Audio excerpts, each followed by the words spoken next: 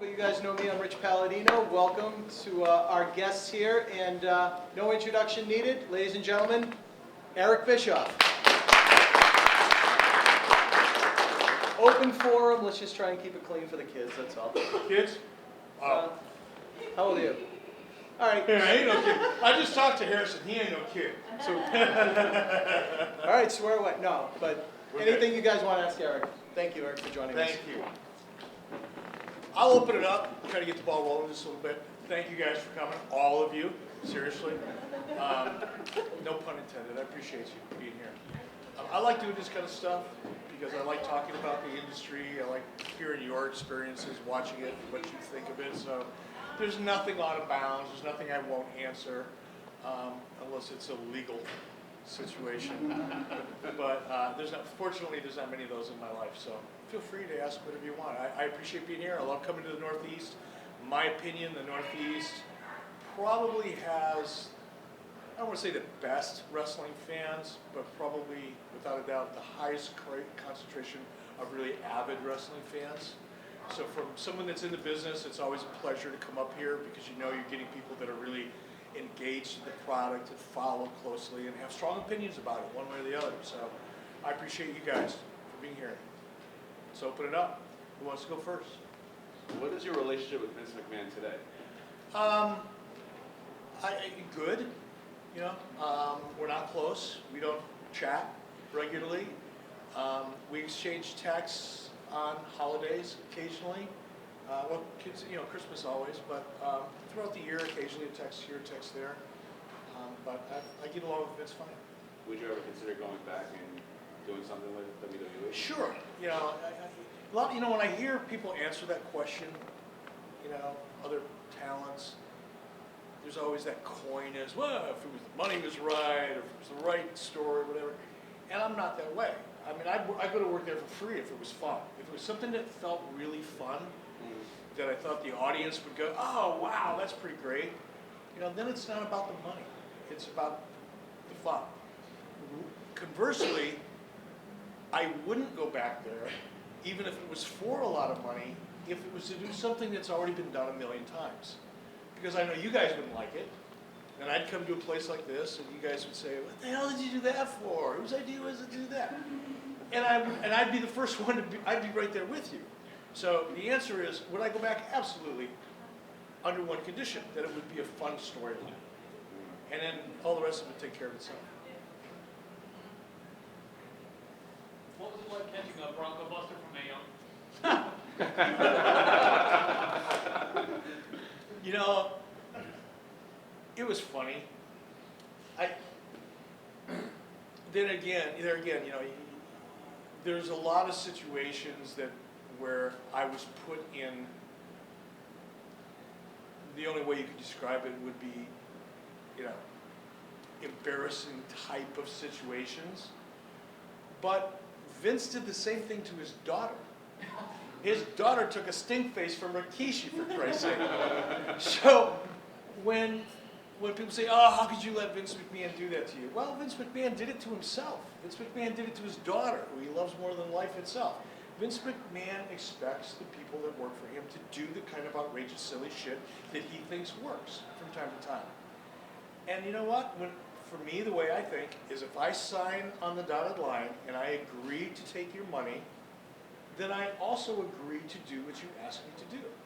That's the part about being talent where you have to just do what you're told or do what you're asked and to do it to the best of your ability and not let yourself get sucked into the, well, what's the meaning of this? Is he just doing this to embarrass me? And is this his way of getting back at me because I had Medusa throw the belt in the trash? I mean, you could drive yourself freaking batshit, you know, if you think like that. So for me, it was just, okay, what do you want to do? And, you know, I'd throw in occasionally, I'd throw out an idea, you know, to make it better. I'll give you an example. In fact, it was the last night that I was on Raw, one of them. I came back shortly after this one, but when I got thrown in the garbage truck, okay? Originally, that was supposed to be John Cena throwing me in a garbage truck. I said, but Vince, why would you want to do that? The audience doesn't want to see Cena throw me in the garbage truck. They want to see you throw me in the garbage truck. So why doesn't Cena hit me with his finish that's cool, because that was part of that story. But then to pay that story off, and to pay the whole story off, as far as I am concerned in my relationship with this company, why don't you pick me up, throw me in the trash, and drive me out and dump me? Hey, pal, pretty good. That's what we'll do. God damn it. And that's what we did. But other than that, I never really questioned anything. May I part two that? Sure. With that being said, with Vince being so enthralled in it himself and actually performing, does that make it easier to say yes to a certain storyline, or by the same token, harder to say no to a certain storyline? I'm not sure. Please repeat that. So say the fact that Vince is in a way like, well, I would do it. Oh yeah, no, now I got your question. No, and it doesn't make it easier or harder. It just reinforces what I already believe, which is, first of all, he's not asking me to do anything he wouldn't do himself. He hasn't done himself. He hasn't done to his wife or daughter or son. And if he's willing to do what he's done with them for the business, who am I to question his motivation behind asking me to do it? It just, my brain doesn't allow itself to work that way. But to your point, yeah, it's I guess if anything, it's easier. Thank you. You're welcome. Good question, by the way. Yeah. It's one thing to chair. What is it like to walk down the aisle and have 40,000 people booing you? Awesome. It's awesome. And I know that sounds weird, right? You would think that that's weird, but it's like 40,000 people patting me on the back saying, God, you're doing a great job. That's the way I react to it. Those people don't know me. They think they do. They think they know the character. And in my case, it's even screwier because I'm not Eric Bischoff playing a character by the name of Joe Blow. I'm Eric Bischoff playing a character by the name of Eric Bischoff who actually runs the company and is a character who runs the company. So my lines were constantly blurred and screwy because people couldn't separate this guy that you're talking to today from the heel character that they saw on TV because so many aspects of it were exactly the same. Even people that I worked with in the Turner organization sometimes had a hard time distinguishing between what's real and what's the character because they got confused a lot of times. But to me, that was awesome. I loved it. I showed up at work. My parking spot was 3 spots down from Ted Turner's when I was kind of rolling, trying to make me feel good. And everybody in Turner would come to work, all the executives at my level and above would come to work, and they'd all be wearing navy blue suits, white shirts, red ties, and wingtip shoes. All of them. They all look the same. Well, they look like Stepford executives. I would show up to work in cowboy boots, Levi's, hair down to here, and a leather jacket, and park my chopper 3 spots down from Ted Turner's. So I kind of liked the fact that they were never quite sure what was real and what was Memorex. But that was the charm. So to answer the question, it made me feel good. You know what? Since there's only so few of you, my answers are going to be way freaking long. I'm telling you right now. Go ahead. When Bret Hart came into WCW, like, what were plans for him? And another question I have is, when Bret came, Neidhart followed, Bulldog followed. Were there any talks about bringing in Owen Hart as well? No, there were no discussions about Owen. The plan for Bret, the reason I brought Bret in, quite honestly, was because I was given Thunder. I didn't want to do Thunder on Thursday nights. It was not my idea. It was Ted Turner's idea. And I fought it. So did everybody else. But Ted wanted Thunder on TBS. I knew that there was no way I could take all of the talent that I was doing Nitro with for 3 hours a night and then do another 2 hours on Thursday without hurting the Monday night show. I knew I would dilute it if I were to do that. So we knew we had to get a couple really key names that could anchor the Thunder show and not necessarily cross-pollinate too often with Nitro. So that was the original plan. So you needed somebody with that caliber. to kind of lead the way in the, like, on the flagship show? I needed my Hulk Hogan for Thunder, Right. and it was Bret. That was the original plan. Of course, like many plans, they always kind of change and evolve and crash or burn or whatever. Things didn't work out exactly the way we wanted it to, but that was the original plan. The Starrcade finish with Hulk and Sting, what was the thought process going into it? What changed the day of, and what changed possibly plans going forward due to the outcome? Well, the plans going into it, quite frankly, we had built Sting and that mysterious, spooky Crow character for a long time, almost a year. That angle built for that long. And the idea was for Sting to come back and get revenge for WCW for all the dastardly crap that NWO did, and to win that match. That was the plan going in. As far as what happened that day, and I say this with all due respect for Steve Borden and for Sting the character. Steve Borden, the person, was going through a lot. And I won't go into it here, that's his role, not mine.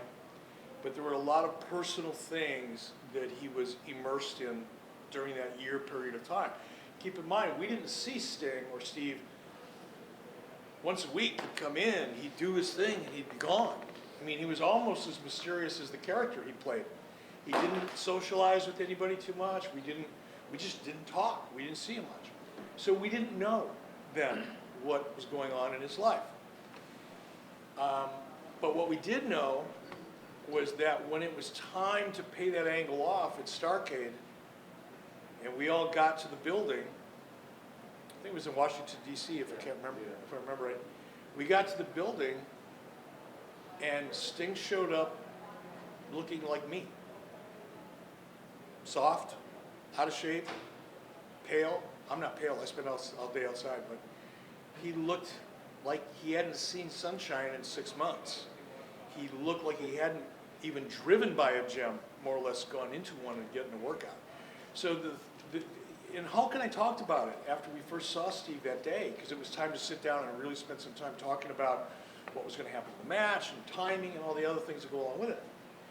And he wasn't there.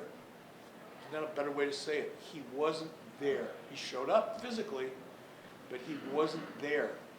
And at some point late in the afternoon, Hulk pulled me aside and said, "Brother, I just don't see this. He's not committed. He's not engaged." He said 12 months to get ready for what is arguably the big, now Hulk didn't say this, but this was the message. Steve had 12 months to prepare for what was a beautiful setup. Nobody can convince me that that wasn't one of the best story setups in a long, long time. But he wasn't prepared to pay it off. And the thinking was, if he's not committed, then maybe it's not a good idea to make this move. And I actually agreed. I was disappointed because I was looking forward to it. We'd spent 12 months building it, and there was anticipation, and I knew what the audience wanted, but the audience didn't know what we knew. The audience wasn't sitting with him in a room talking about finish and seeing that there was nobody really there. And again, all due respect, because now I know. I didn't know that. I was just confused. But now I know what he was going through, and I don't blame him. I probably would have been in worse shape than he was. Just a statement and a request for the question. First, thank you, because you have me buy into a lot of storylines and your characters. When you get somebody my age to yell at the screen, you get something done.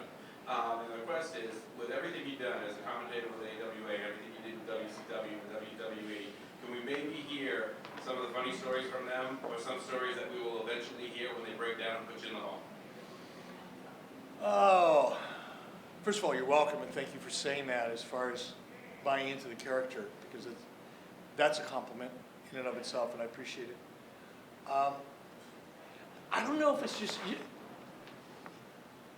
you know how it is, I don't know, maybe I'm the only one like this, but I can never remember a joke. I can hear a joke, and a joke would make me laugh, and then 45 minutes later, I couldn't repeat that joke to save my life. I don't know why that is. And along those same lines, I don't have a lot of funny stories. I just don't. You know, I didn't spend a lot of time on the road with the guys. I didn't travel up and down the road like wrestlers do because I wasn't a wrestler. I'd fly in, do my thing, fly out, go back up to my office, the CNN Center. So I didn't have that kind of on-the-road experience. I had some funny stuff happen to me, you know. I told this earlier today, and I'll try to tell it really short because it's a long story. Halloween Havoc, Las Vegas, MGM Grand. Randy Savage was in the main event. I don't remember who he was wrestling, but he was in the main event. His contract was coming up a couple months after Halloween Havoc. Now, you probably heard the stories about Randy, and everything you heard or read about him being paranoid is an understatement. He was that guy. He thought there was a, you know, boogeyman under every rock you walked over. So, knowing that, you know, Randy called me up. I got to Las Vegas on a Wednesday. The match was on Sunday, maybe Thursday. Randy called me and said, "Hey, brother, we need to talk." I said, "Oh, God." "Be in my room, 8 o'clock tomorrow morning." This was Sunday morning. Thinking, oh. First of all, 8 o'clock in the morning in Las Vegas doesn't work for anybody. Nobody works. Cops don't even show up at work at 8 o'clock in the morning. But I did it. Now, you know, I was probably hungover. Not probably. I'm sure I was. But I showed up, and because I knew what I was in for. I knew I was going to be in for like a 5-hour conversation about what's going to happen in the match. And he's going to be thinking that I'm doing this because I'm trying to screw him out of his deal or trying to get leverage. That's just the way his brain worked. So I had to think like him, which is tired. I'm getting tired right now thinking about it. But I showed up, knocked on his door, boom, boom, boom. He shows up, he's wearing a towel, right? No big deal. First thing in the morning. I go in, he's got a big suite. So I go in, I sit down on the couch in the suite. There's a giant room service cart there. It's got about 40 beers in it on ice. Oh man, I can't do this. It's 8 o'clock in the morning. I mean, I can go, but I can't go like that. And anyway, he goes back in the bathroom, and we start this dialogue now about his. We first started talking about what's going to happen in the match. And I'm out in the suite. I'm talking to him around the corner as he's in the bathroom. I didn't know what he was doing. And then we start talking. It gets a little more intense. He goes, "Brother, get it on in here." So okay, whatever. So I walk around the corner, and there's Randy, just stark-ass naked, dyeing his beard and his hair in the mirror, getting ready, right? He's meticulous. Eyebrows, nostril hair, whatever. He's dyeing it. That was the only hair he had on his body, not to get too graphic, but he shaved everything else. It was kind of weird for me to look at. So I'm standing there talking to the naked guy with the hair dye on, and all of a sudden I hear, well, what the heck? Kids, right? What the heck? And I go to answer, automatically I go to answer the door. And I open up the door, and it's another room service guy with food. Now we got 40 beers and about $350 worth of sandwiches, right? And the guy's pushing the cart. I didn't think about it. The guy's pushing the cart into the room like this. Randy's over here to the left of the bathroom. He goes over here and he goes, he looks at Randy. He looks at me. And thank God this was before the internet. Oh. Otherwise, you know what would have happened, right? But I was thinking, oh my God, everywhere I go now, people are going to think Randy Savage and Eric Bischoff are gay lovers. Nothing against gay lovers. I did a gay marriage before it was cool. But I thought this is probably not going to play really well, you know, to my wife and my kids and my relatives and the people at Turner who didn't know the difference between what was real and what was not. But that was probably the funniest moment that I've had that I can recall. I'm sure there were others, but I don't remember them. So how would you overall rate your experience with TNA? Long story short, do they really have any idea what they're doing over there? What was my experience? I'm going to answer this as honestly as I can, but I have to be careful for a lot of reasons. Legal. I have a lawsuit pending against them. So I went to TNA, I don't want to say as a favor to Hulk, because it was a favor to me too. Money was good, right? But It was not my goal to go to TNA. I didn't really want to be in TNA. I watched their show and it kind of left me feeling like, ugh, thank God I don't have to do that for a living. So when TNA wanted Hulk really bad, Hulk didn't want to be there unless I was there to kind of watch his back creatively, because he didn't trust Vince Russo or anybody else that was in TNA. So I went as part of the Hulk package, to be very, very honest. They didn't really want me either. I was considered internally to be the Hulk tax, meaning I was just the additional price they had to pay to get Hulk Hogan. So that they didn't really want me to be there, and I didn't really want to be there. It was kind of evolved out of necessity, so to speak. Now, once I got there, to be honest, and I really just went there to focus on Hulk's creative, just to make sure that they didn't do silly stuff with him. And that was fine, that was easy. But then I kind of got sucked into the process a little bit. It started to become, when I say get sucked in, I allowed myself to be sucked in because it started to get fun for me. I love the creative process. I love to just start out with an idea that starts with, what if? And in turn, what if into a comic book, or a storyboard, or a novel, you know? What if are the two most powerful words in the creative part of the English language. So I sucked myself into that role even deeper until all of a sudden I was the guy who was really running the creative. It was never my intention, but I did it. My disappointment, and this is going to partially answer your question, is that there were not enough people there to play at a level well enough and high enough to really allow them to compete. There just wasn't a deep bench there of talented, experienced people. They were nice people, they worked hard, they were committed. There were a lot of people there, and still are, that I consider friends, but they didn't have the horsepower to run the kind of race they were trying to run. And the more I saw that, the more disillusioned I became, the more frustrated I allowed myself to get, and the more distance I started to create between me and them. So that by the time Hogan left, I was looking forward to not being involved with the company, which is not healthy for them, and it wasn't healthy for me. So I'm glad we went our separate ways. For the most part, I try not to think about it. When I sign things, occasionally, someone brings something special. Somebody brought a collectible NWO thing, and they wanted a special signature on it. So I'll sign my name, and I always sign it when I do that. I don't always do this, but when I do it, I'll sign my name, and I'll put AWA, because that was the first place I ever worked. WCW was the second. NWO, because it was NWO. And WWE. You'll hardly ever see me acknowledge TNA. And it's not hostility, it's not any of that. It's just that wasn't me. I didn't really get a chance to do what I wanted to do there, so I don't really want to associate myself with it. That's a long-winded answer. I got tired myself. Thank you. Yes, sir. What are your thoughts on NXT? And then, if you had the chance to go to WCW in the 90s, would you think that considered running something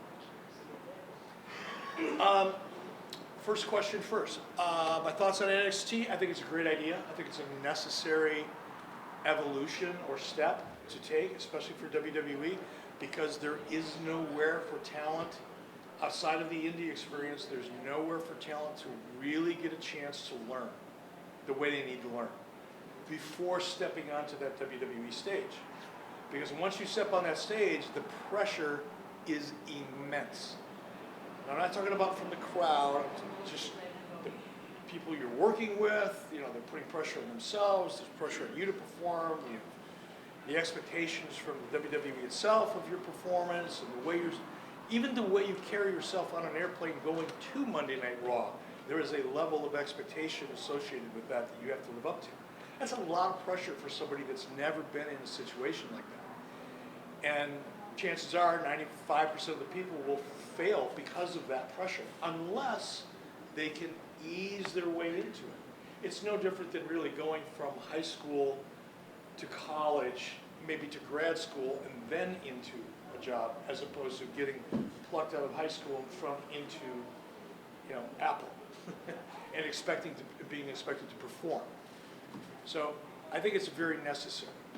Would we have ever done anything like that? I can't. Who knows?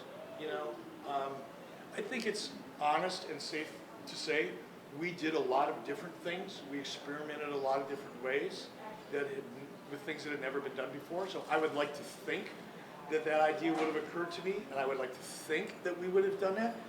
We did have the power plant. We were training our own guys, but I don't know. Maybe it would have never dawned on me. Hard to say. One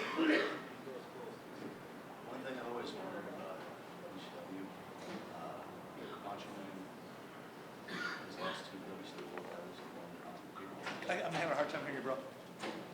Macho Man's last two WCW World Titles he won on pay-per-views, and then he lost both of them to Hulk Hogan on Nitro. I always kind of wondered why that was. I wish I could tell you. I don't think there was any, you know, master plan or rhyme or reason. You know, Hulk and Randy both, you know, they made a lot of money together. So bouncing that title back and forth between them was not an issue for them, because they knew there was another payday in it for them. So, you know, beyond that, I really can't, I don't recall. So Macho Man was okay with it? Oh yeah. Oh, all right. Believe me, if he wasn't, we would have all known about it, and it probably wouldn't have happened. I'm gonna move it around a little bit, and I'll get back to you. Go ahead in the back. For you, like, for your hatred of like ECW, was that like 100% kayfabe? Was it actually personal? And was it the way Paul Heyman ran it? Was it just Paul Heyman? Or was it just the whole idea itself? I don't think it's fair to say or accurate to say I ever hated ECW. I don't recall ever feeling that way. I know you guys all tell me I did.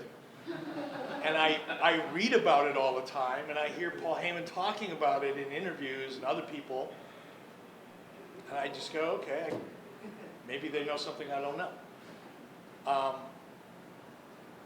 So I never really hated ECW. What I did resent and react to were lies. When Paul Heyman would preach to his talent, and by the way, the reason he did it, and this isn't coming, you're hearing it from me, but this is coming from people, and I'm not going to mention your names because it'll get back to it and turn into a shitstorm. Sorry, Mom. But, oh, I just assumed, sister, cousin, friend. Paul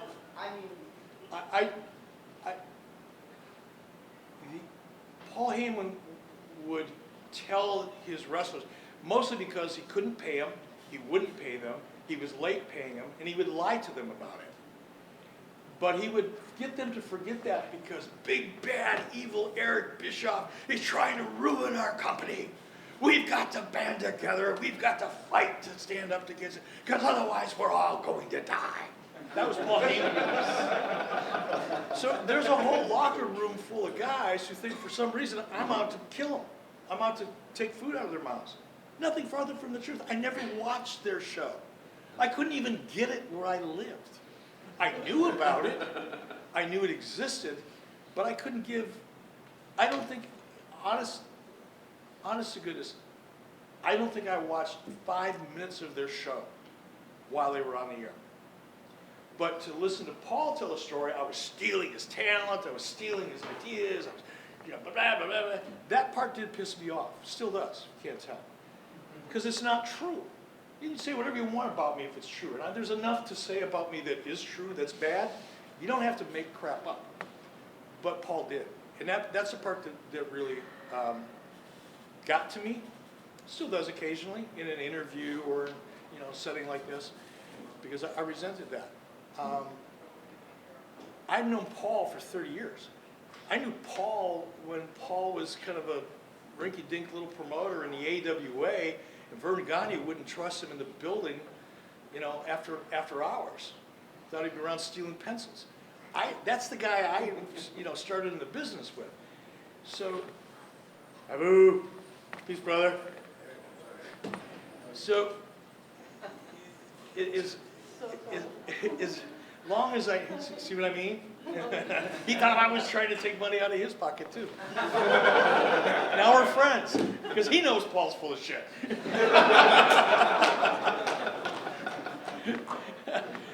But that was the guy that I knew. So when that guy that I knew was kind of a flaky little, I don't want to say, he was a promoter. Started saying things about me that weren't true. Yeah, it pissed me off. But that's as far as it went. Paul and I are friends. I love hanging out with Paul. Paul makes me laugh. And I mean that in a positive way. I mean, I respect him. He's creative as hell. He's got a good feel for the business. There's a lot of great things about Paul Dangerously, or Paul Heyman. But the truth isn't one of them. That was a little harsh. Huh? When they threw you in with one night stand, I think it was 2005. Yeah. When they just threw you in that, they Mhm. kind of helped your case at all. Because you walked in with, Ron, you walked in with everybody. That was awesome. Yeah. That was awesome because it was real. That audience believed that I was as evil as Paul Heyman made them feel I was. That they fed into that. They believed it. So that energy was so high. And going back to the question earlier, how does it make me feel, when fans boo me? I had to have an after-match cigarette after that one was over. That's how good that one was. And I don't even smoke, but I felt the need to go find a quiet spot and just have a cigarette and relax. That's how good it was. Relationship with Ted Turner? You got one? Yes, but no. Ted's 80 something now, 78, 80. He's living in Montana. He's very involved in the environment and saving the planet and all kinds of things. Gives a lot of his money away. He's a very happy guy, but I think he's pretty remote. He's not really very active anymore. So it's not like I can call him up and say, hey, Ted, I'm going to be in Montana next week. How about I swing by for a beer? That doesn't happen. But, I've stayed in contact with him either directly or indirectly through the years because I respect the hell out of him. What was it like working the storyline, the father-son storyline with Garrett in TNA, and what was he up to now? Garrett, thank you for asking. Garrett is living in Clearwater Beach, Florida, about a half mile down the road from home. He's married. He is a liaison that works for a company called Sonoran Desert Institute, where he... A little busy right now, but thanks for stopping in. It's his first time out in public. That's all right. It's all right. Get his meds. Give him his meds. But he's a liaison, which basically means he works between the company and groups, basically veterans groups, where vets that are getting out of the service, he's teaching them with this company that he works for how to get their degrees and become firearms experts. So that's always been a passion of his, and he loves it. He travels all over the country. So, Sabu, go ahead. Don't even join the party. It's okay.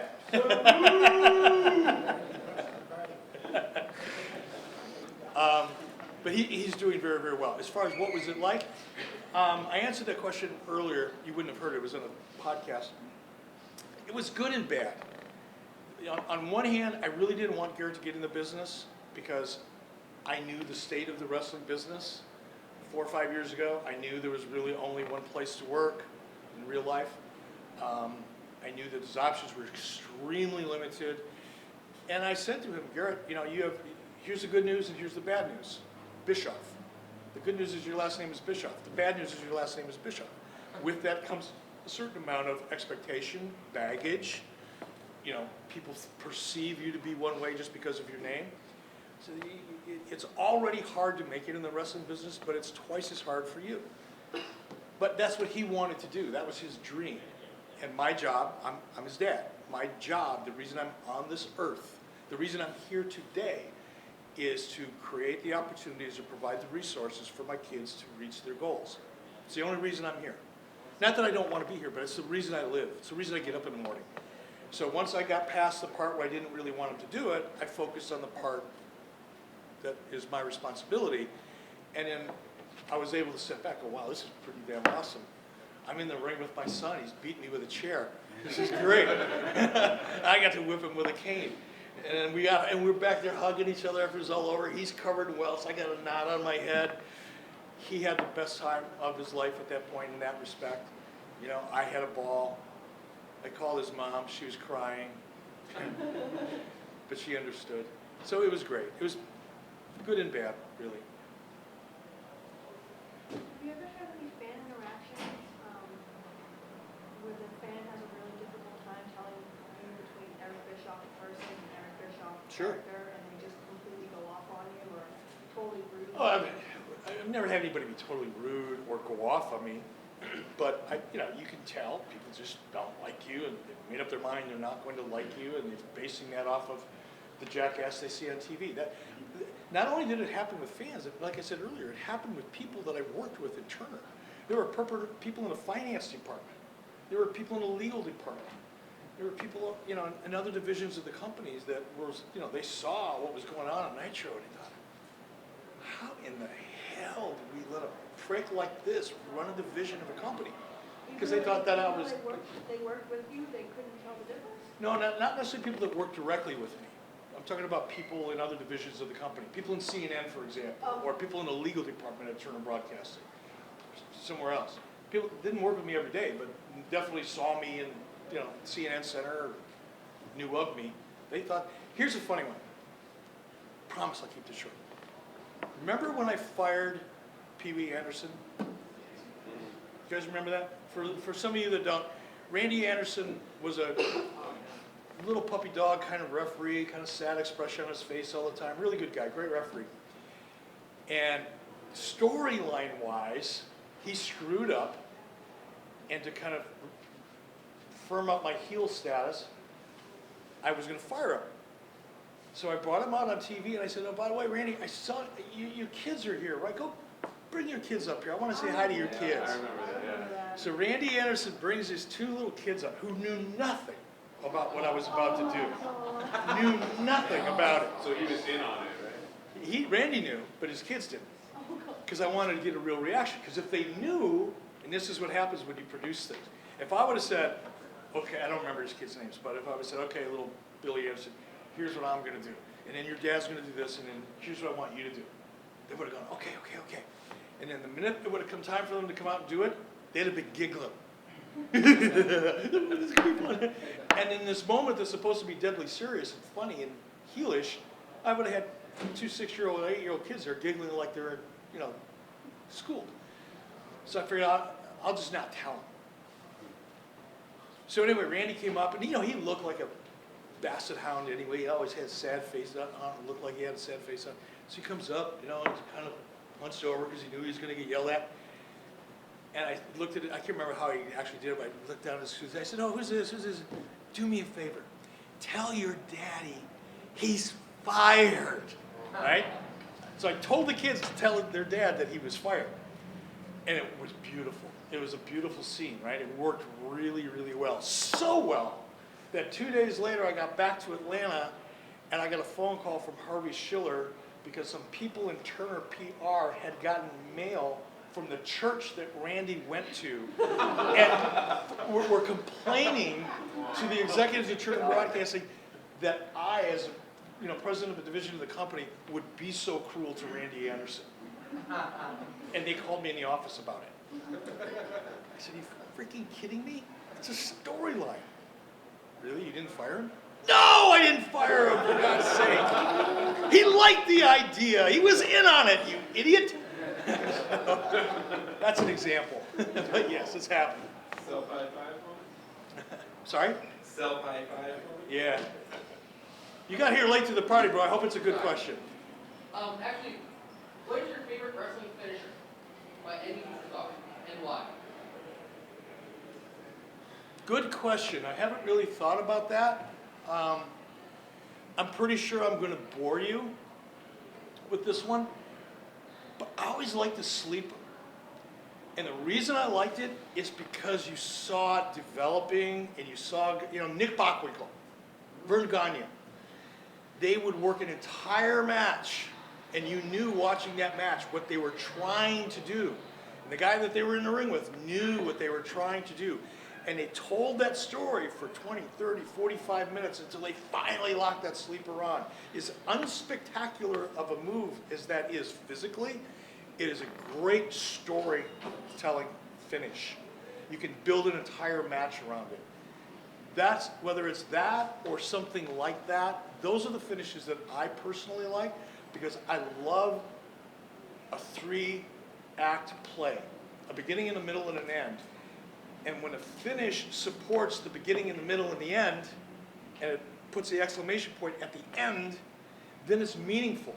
Otherwise, to just hit some spectacular 5-star splash from the chandeliers, inverted while you're on fire, no offense, Sabu, it just doesn't, it's just not me. It might be you guys or some of you, I get it. Cool. It's just not me. Also, if you had a chance to marry one nice girl, which nice girl?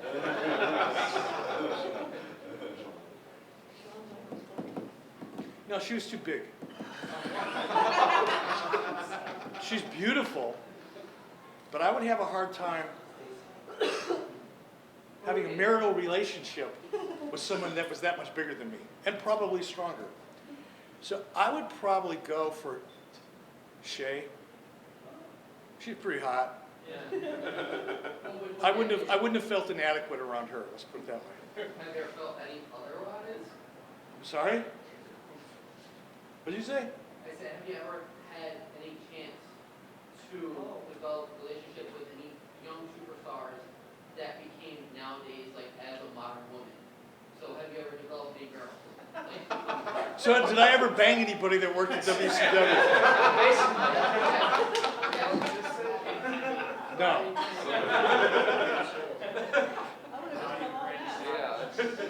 No, and I had a shot with Randy. I had Randy naked in the bathroom and I didn't even take advantage of it.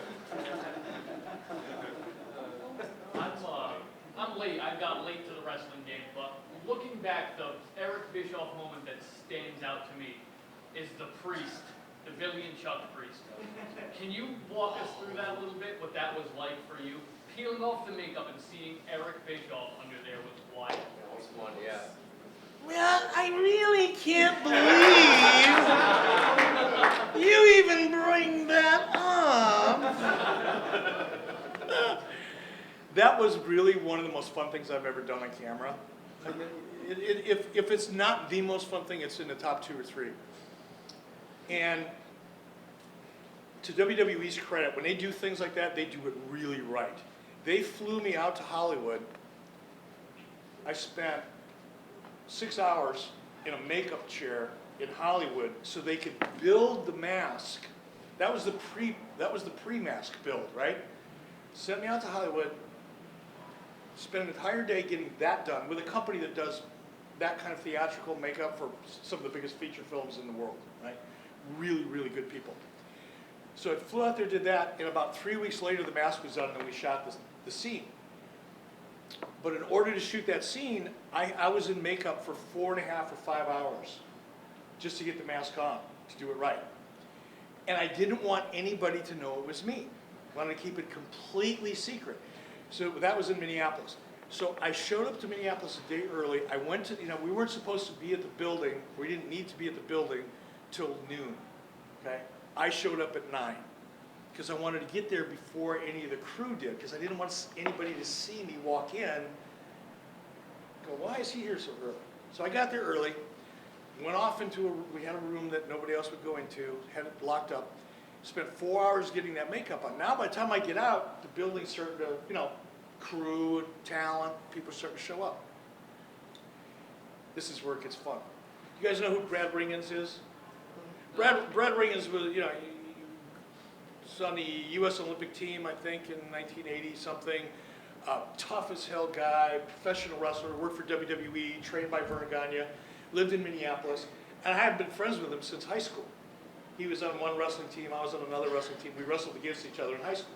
Not him and I, because he was bigger than I was, but same teams. So, and I hunted with Brad, very close to Brad. So Brad shows up to Minneapolis, like a lot of times guys do that used to work in the business. He shows up in Minneapolis, but he's got 2 stepdaughters with him. He's got, one of them was like 10, the other one was maybe 14, 13, 14. And he's standing backstage, right, just waiting for people to show up. And I'm in full makeup. I got my suit on. I'm walking around like this. Hi.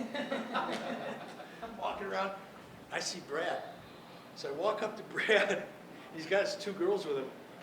I walked right up to the 14-year-old. I went, you smell nice. Just the creepiest shit I could think of saying. And I'm thinking Brad's gonna just twist my head right off my shoulders, old, because he didn't know it was me. He thought it was this old pervert. And I'm thinking he's gonna explode any minute. He never sold it.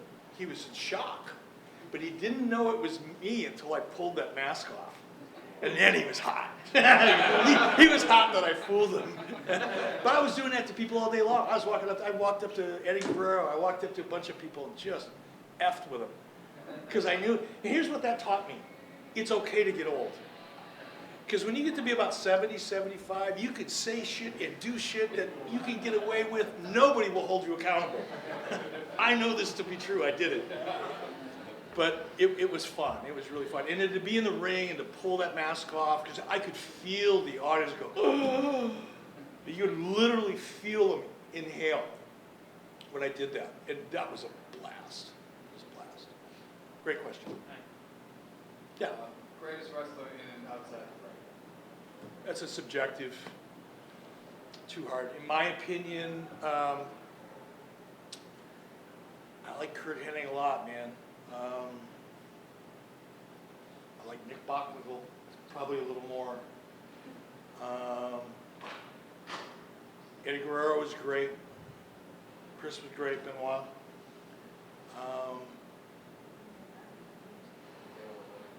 That was technical. I mean, to me, Nick Bockwinkel and Kurt Hennig were more than just good technical wrestlers. They were great technical wrestlers and amazing characters on top of it. And they just understood the psychology of what really works and what's just a showboat match. And there are a lot of others that fall into the category. But if I had to, somebody put a gun to my head and said you just get to pick one, which one is it? It would probably be Nick Bockwinkel. Yeah. Do you feel WWE should ever turn John Cena heel? Yes. If you were in the position, creative-wise, what was your storyline? God, I don't know. I'd probably have to sit down and have a cocktail or something and spend about a month or two trying to think through that. Should they turn him heel? You know, I don't know. You know, I think the audience wants it. So from that respect, you'd finally get kind of a whole new palette of colors to paint pictures with. And I think that would be valuable. But, you know, there's still a lot of John Cena merchandise out there. John Cena does more than just wrestle in the ring. John Cena spends so much time in hospitals and in charities and working with children. So many things that have value outside of a storyline that I'm not sure I would be prepared to quantify his value. You know, oh, let's just turn him heel. That's easy. That'll work. But at what cost? Does it cost you so much in other areas that it ultimately isn't really worth it? I'd have to evaluate that, just which I don't know. Yeah. To piggyback on that, I mean, who knows that better than you? You turned Hogan heel. And then, I mean, look at the NWO merchandise. So do you think maybe if Cena were to turn heel, you get more adults buying Cena merchandise, maybe a different market? No, you can't replicate it like that. Their audiences, they're not, we did it and it worked because our audience was an 18 to 34 male audience. That was our target. And we had them in spades. We had that audience. So yes, you could pull off something like that with that audience. The WWE audience is not that audience. It's a family-friendly, kid-type audience, so you're not going to get the same kind of reaction that you got with Hogan, number one. Number two, and Hulk Hogan is my best friend. I talk to him all the time, to this day. Truth is, Hulk's merchandise wasn't selling. People had gotten a little tired of the red and yellow gimmick. By the time we turned him, they had already kind of got tired of him. So we weren't giving any, there was no expense for us. There was no real risk for us.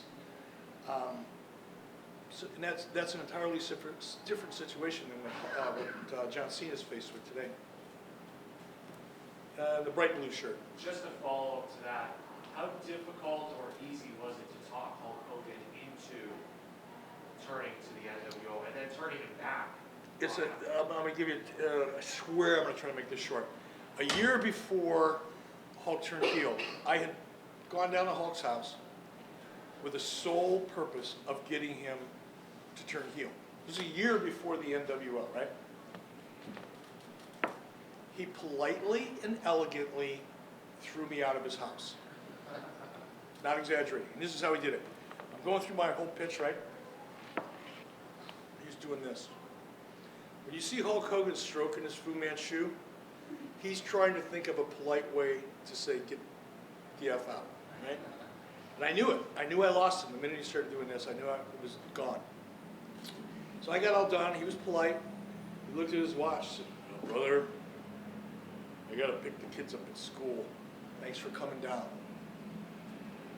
Okay, Hulk.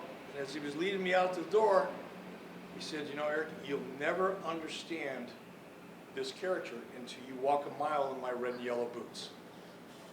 I said, "Okay, got it." Jumped in my plane. I had my own plane at the time. Jumped in my plane, flew myself back to Atlanta. He went off to make a movie. He was up in, because he had fulfilled all his pay-per-view dates. He didn't owe me any dates. I didn't expect any from him. He kind of went off and did his thing. I was going to spend my time doing my thing. And thanks, guys. Thank you.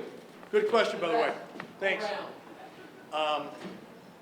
I was doing my thing, and that's when the NWO came up, and Scott Hall and Kevin Nash, and all of a sudden I get a phone call from Hulk. Now this is a year later, after he threw me out of the house.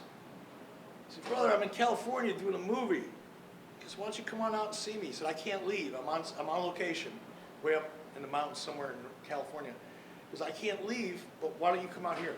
I said, "Great, I can come out." So I jumped in a plane, flew out to LA, met him up on location. I go into his trailer. It was like 10 o'clock at night. By the time I got there, it was way the hell out. By the time I got there, I walked into his trailer, and there's a case of beer there, and a case of Cuban cigars. He's sitting there waiting for me. Long story short, he said, "So brother, who's going to be the third guy?" Because by now it was playing out on TV. I said, "Well, why do you want to know?" I didn't want to tell him. It was going to be Sting, right? But I didn't want to tell him. I didn't tell anybody. The only person that knew at that point was Sting. Kevin Nash didn't know, Scott Hall didn't know. Despite what they say in interviews, they're full of crap. They didn't know. Until right before, until right at the very end. But at that point, they didn't even know what I was doing. So I said, "Hulk, you know, I got it kind of figured out." But I said, "Who do you think it should be?" "Well, you're looking at him, brother." Good idea. Great idea. Turn heel. God dang, you're smart. Why was Sting the selection? Because Sting would have been a shock, because Sting was a company babyface, because Sting was the guy that nobody would have ever expected.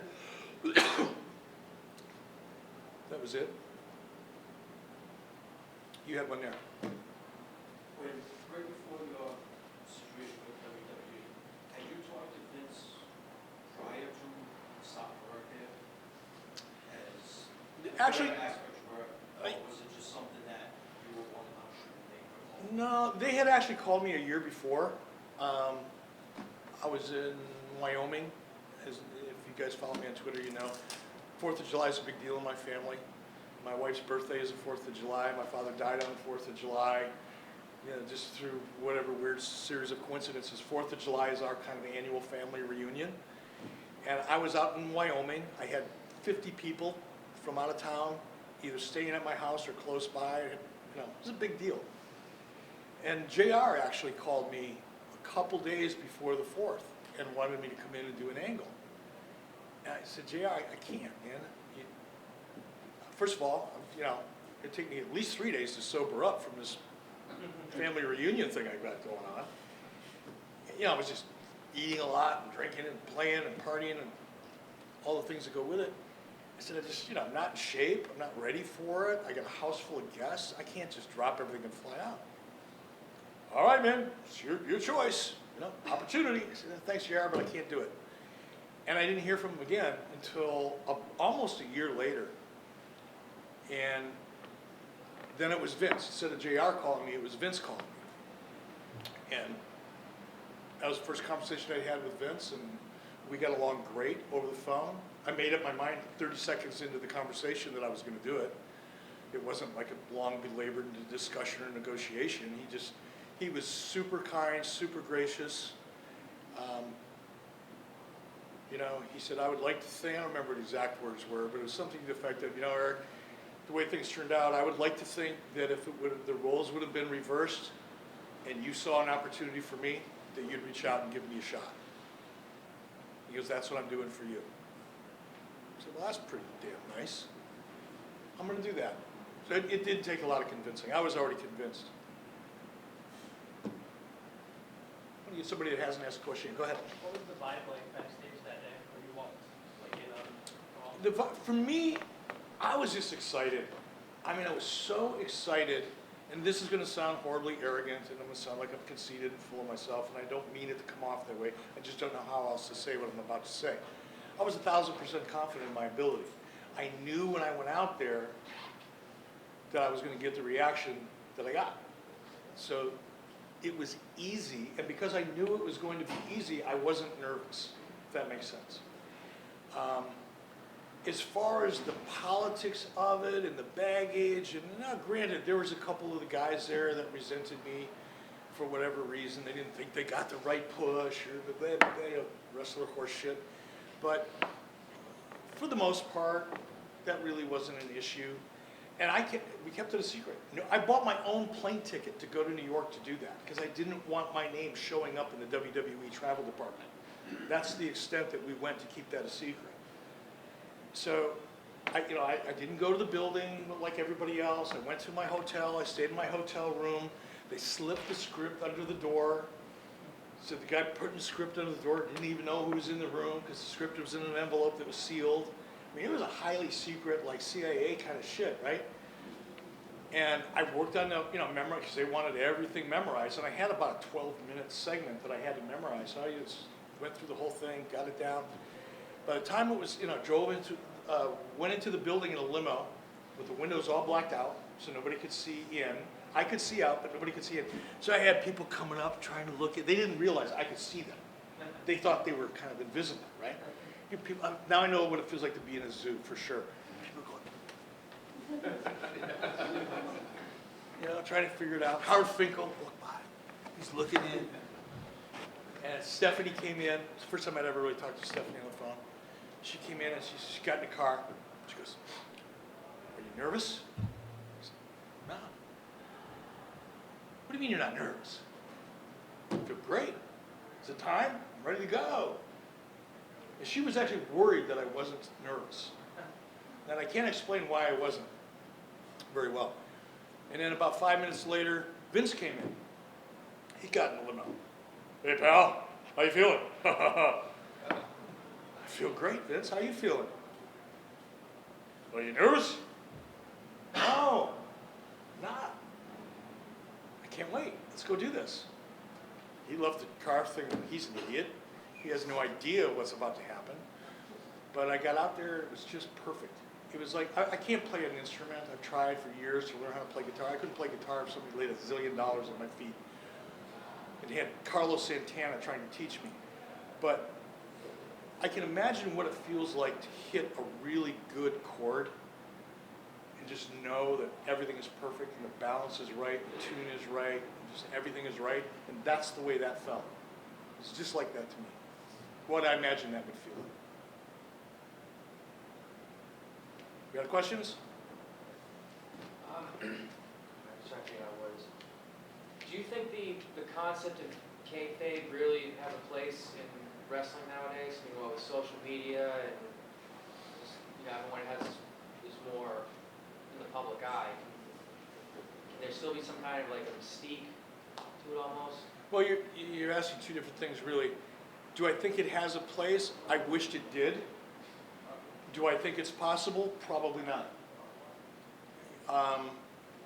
Or if it is, it would be a very expensive proposition. I don't mean expensive financially, but it would be a big commitment somebody would have to make.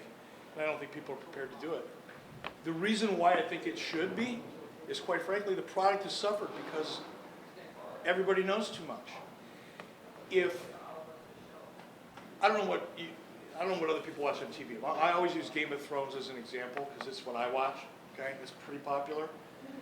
But if everybody knew before the show aired exactly what was going to happen, no one would watch it, or at least not to the extent they do.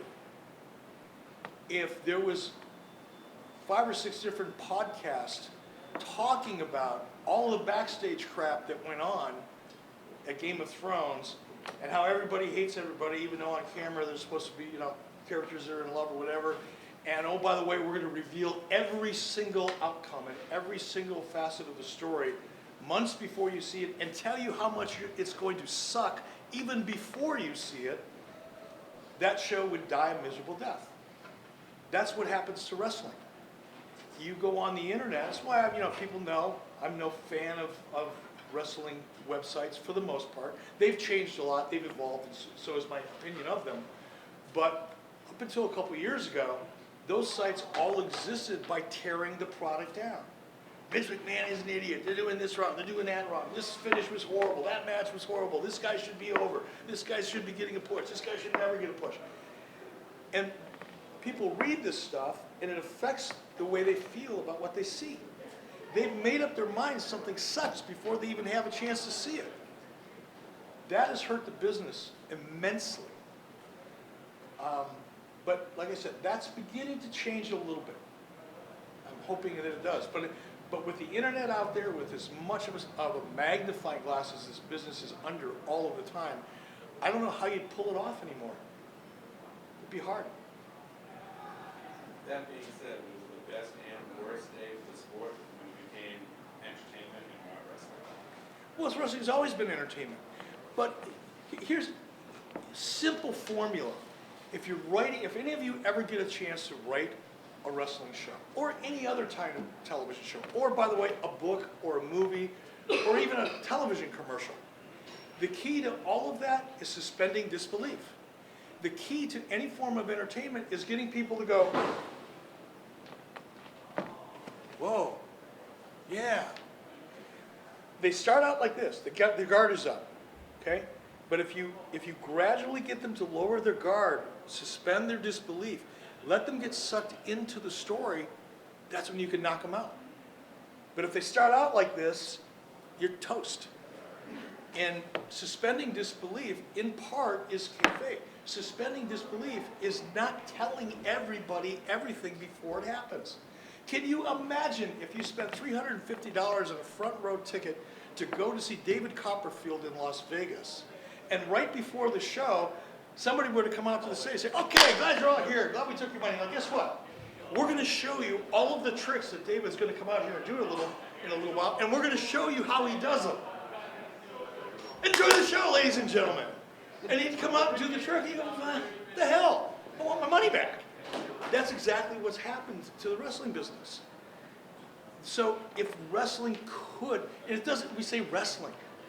Movies do it, television series do it, reality shows do it. They all keep a secret. They just can't keep it in wrestling very often.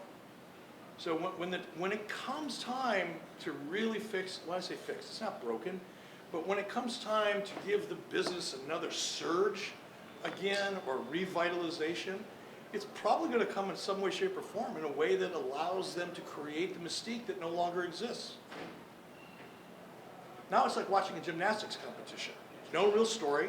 Everybody's pretty good. Everybody's an 8, nobody's a 10. There's no real story there. And if there is, I kind of know how it's going to end before they even start it. I don't want to leave on that note. Somebody has something fun. What was your reaction when DX invaded Nitro? I said fun. Just kidding. Honest answer.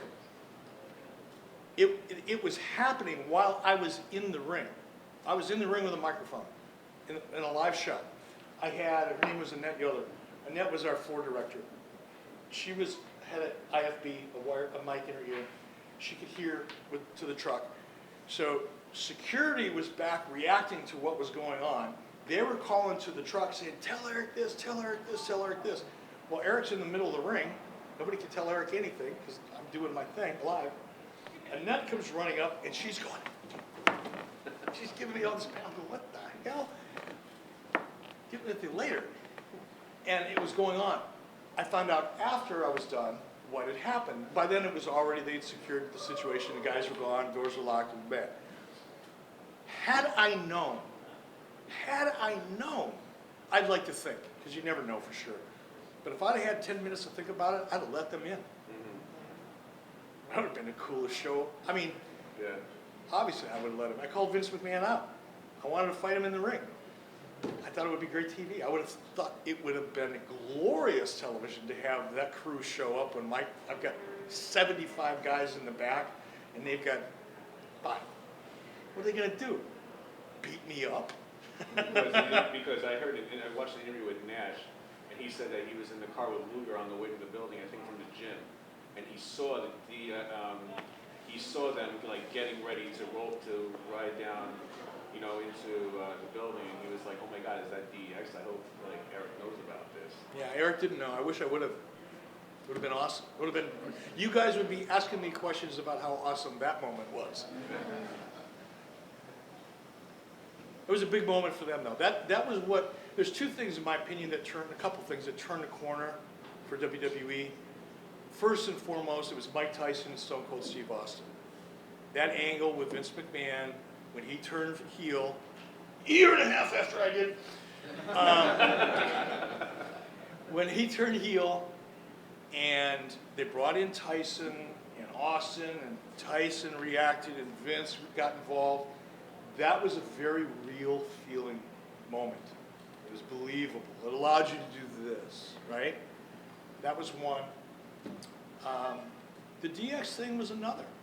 That was them finally going, okay, we're not going to get laid down and just get kicked in the teeth anymore, and they fought back, and that was good for them. Last question. How do you feel about, people always say the turning point of the wars is when you gave out the, when you said on live TV that Mick Foley was going to win the title. And those same people thought that I was stealing Paul Heyman's talent, but go ahead. People think that that's the way, that's the time. It's not. It's not. Look, Mick Foley thinks that and talks about it at any given opportunity because it makes him feel validated in some way, shape, or form. And I like Mick, don't get me wrong. No heat there with Mick, I'm friends with Mick. But I just have a different opinion. You don't think that backfired on you? No, well, look, it backfired in terms of people going, oh, okay, I'm going to go check it out. That's clear. Numbers don't lie. But that wasn't the turning point. Believe me, that was not the turning point. The turning point started happening long before that, but that drew a little bit of blood, but it certainly didn't open a vein, if you know what I mean. All right, I'm having fun, so if you guys need me to stop, I'll stop. If you guys are just bored and you want to go, that's cool too. But if there's any more questions, fire away.